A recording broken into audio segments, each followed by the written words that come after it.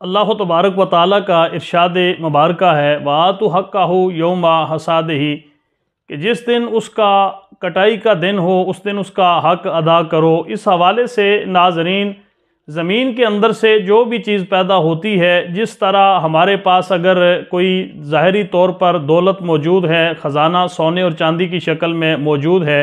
سامان تجارت موجود ہے، تو اس پر سال گزرنے کے بعد زکوٰۃ فرض ہوتی ہے۔ اسی طرح زمین کے اندر جو چیز بھی پیدا ہوتی ہے، وہ گندم کی شکل میں ہے، جو جوار کی شکل میں ہے، یا سبزیوں اور پھلوں کی صورت میں ہے، اللہ تبارک و تعالیٰ نے زمین میں سے جو بھی پیداوار ہوتی ہے اس کا حق بھی ادا کرنے کا حکم ارشاد فرمایا ہے۔ اگر وہ زمین ایسی ہے کہ جس زمین کو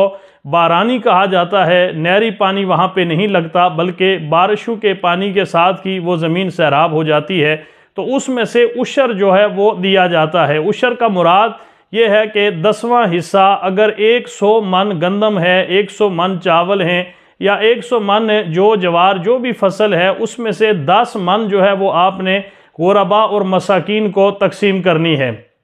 اسی حوالے سے اگر وہ زمین ایسی ہے کہ جہاں پر پانی جو ہے وہ ٹیوب ویل کے ذریعے لگایا جاتا ہے، یا نہری پانی ہے، یا وہاں پر کسی اور محنت اور اجرت کے ساتھ جو ہے وہ اس پانی کو لگایا جاتا ہے، تو پھر اس میں سے 20واں حصہ جو بھی زمین میں سے پیداوار ہوگی اس کا 20واں حصہ وہ غرباء اور مساکین کے اندر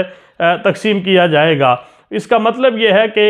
اگر 100 من ہوتی ہے تو اس میں سے 5 من جو ہے وہ آپ نے غرباء اور مساکین کے اندر اسے تقسیم کرنا ہے۔ ناظرین، ہمارا ملک جو ہے یہ زرعی ملک ہے، یہاں پر اتنی کثرت کے ساتھ گندم پیدا ہوتی ہے، لیکن انفرادی طور پر اجتماعی طور پر دیکھا جائے تو اس کے اندر ہمیں اتنی زیادہ پیداوار ہونے کے باوجود بھی کمی کا جو ہے وہ سامنا کرنا پڑتا ہے۔ اس کی سب سے بڑی وجہ یہ ہے کہ اللہ اور اللہ کے رسول کا جو بیان کردہ ہمارے لیے حکم ہے، ارشاد ہے، اس کے اندر ہم کوتاہی برتے ہیں، جس کی وجہ سے اللہ ان چیزوں کے اندر بے برکتی کر دیتا ہے، اور یہ ہمارے لیے سراسر جو ہے وہ کمی اور خسارے کا باعث بننا شروع ہو جاتی ہے۔ اس لیے صرف ہم سمجھتے ہیں کہ گندم کے اندر ہی عشر جو ہے، یا گندم کے اندر ہی اس میں سے جو ہے وہ ہمیں غرباء اور مساکین کا حصہ نکالنا ہوتا ہے، بلکہ ہر وہ چیز جو زمین کی پیداوار میں سے ہے، وہ سبزیوں کی شکل میں ہے، پھلوں کی شکل میں ہے، یا کسی اور فصل کی صورت میں ہے، ہر چیز میں سے